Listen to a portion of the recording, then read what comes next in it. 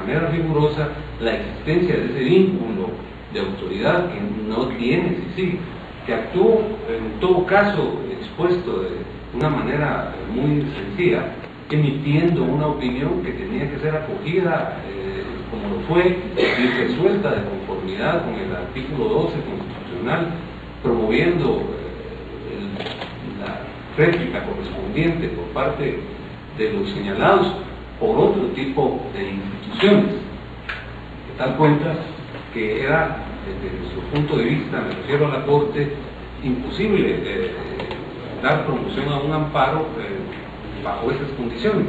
Al margen de ello, señalo que no nos apartamos de lo previsto en la Constitución, porque los artículos 149, 150 y 151 generan un mecanismo específico para la formulación de reproches dentro de las relaciones internacionales, que es el mecanismo previsto en la Constitución y que debió haber sido aplicado en este caso.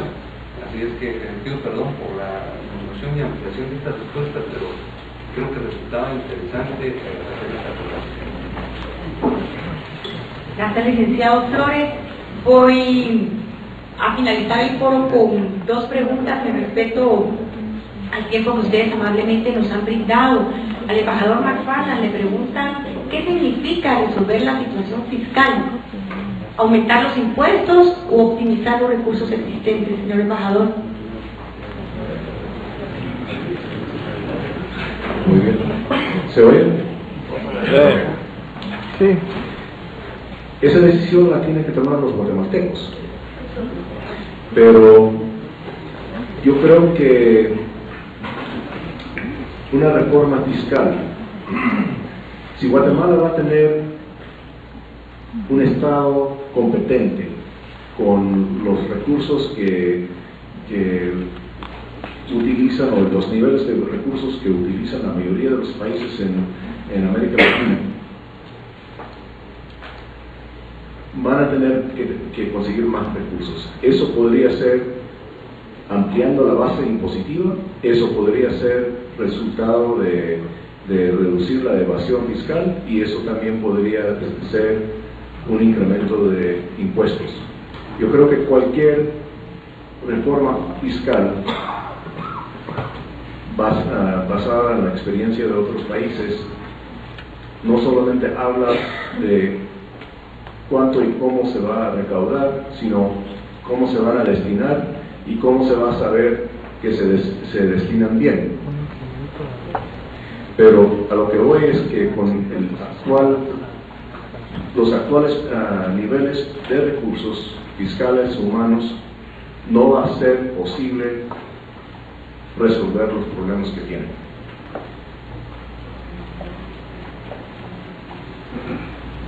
Muchas gracias, señor embajador.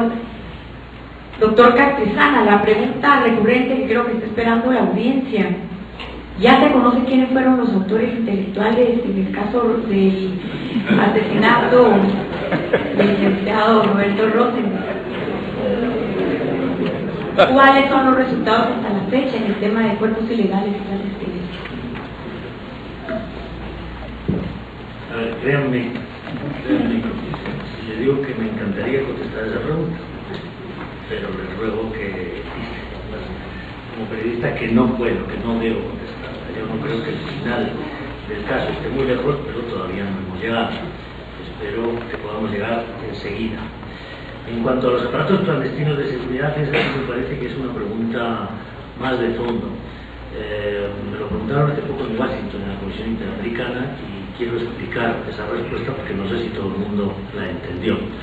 Nuestro propósito, desde hace 2 años que empezamos a investigar, era identificar, como dice el mandato, la existencia de esos grupos, sus actividades, y procurar ayudar a las autoridades guatemaltecas a desmantelarlos, a perseguir criminalmente a sus responsables por las conductas delictivas en las que hubieran incurrido y a evitar su reconstitución una vez desmantelados. Todo lo cual llevará mucho más de 2 años, que era el mandato inicial, y de los 2 años adicionales, porque se trata de estructuras clandestinas que están insertadas en las instituciones del Estado, que nacieron ahí en muchas de las oportunidades, que existen desde hace 10 o 20 o 30 años y que es una tarea ingente sacar de esas instituciones hasta permitir que las instituciones sean eficaces, sean funcionales.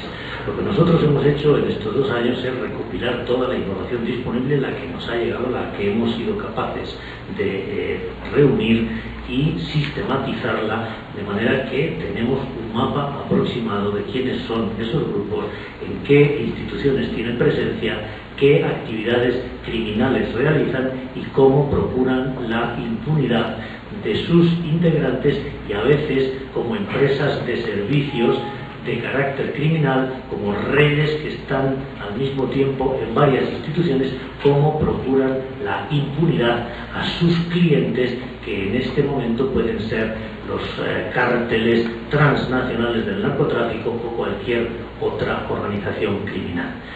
Nosotros preparamos un informe en el que se explicaba esa información de una manera ordenada, previendo que si Guatemala y Naciones Unidas decidían no extender el mandato de la CICIG, ese tendría que ser el producto final de los 2 años de investigación que nosotros hiciéramos público para conocimiento de la sociedad guatemalteca y para la utilización como prueba de cargo eventualmente por parte de las autoridades, a fin de culminar la tarea que en ese momento la Comisión Internacional abandonaba por decisión de quienes 2 años antes la habían creado. Como ambas autoridades decidieron extender el mandato por 2 años más, y esa extensión fue luego bendecida por el Congreso de la República y muy recientemente, en el mes de octubre, por la Asamblea General de las Naciones Unidas, nosotros tuvimos, como corresponde a quien recibe una renovación del encargo por 2 años más y tiene todavía los mismos objetivos de ayudar a desmantelar esos grupos,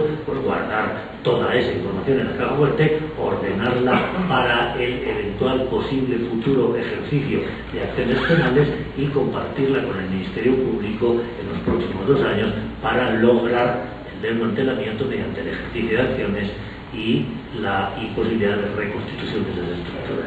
Simplemente, si tenemos la información, tampoco piensen que tenemos el último secreto del último integrante en la última de las instituciones, pero tenemos una idea general de quiénes son, a qué se dedican, de cómo procuran impunidad. Es un conjunto de redes, como hemos reiterado muchas veces, que no son civiles o militares, que no están en el Ministerio Público o en la policía, sino que están en todo el sector público y también en el sector privado, y que constituyen, como si dijéramos, unas empresas con división de funciones que se dedican a eso, a procurar impunidad. Y hay que reconocer que no sé si es el 96.5 o el 98, pero tienen bastante éxito. De manera que, con mucha paciencia, con mucha constancia, tenemos que seguir procurando identificarlas, hacer acciones penales y algún día desmantelarlas.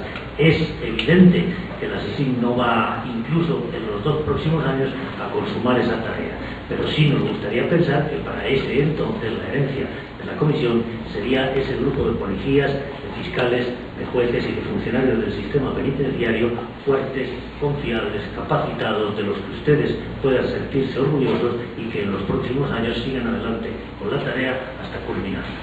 Gracias, doctor. Y como no me contestó la primera pregunta, le voy a hacer una más fácil. ¿Cómo puede la sociedad civil fiscalizar hacia dónde ir? Creo que aquí hay muchos de los jóvenes que estuvieron involucrados en estos movimientos de sociedad civil los meses anteriores. Y la pregunta es, ¿a dónde ir? ¿Qué rumbo tomar ahora? Pues no es más fácil, es más difícil. Y yo diría que organizarse, pero yo tampoco soy un politólogo ni tengo una especial formación en ese sentido. Yo creo que tienen que organizarse los estudiantes, los abogados, los médicos, los profesionales o los vecinos, y tienen que, como sociedad civil, hacer oír su voz. Yo creo que este proceso de las comisiones de postulación es un muy buen ejemplo.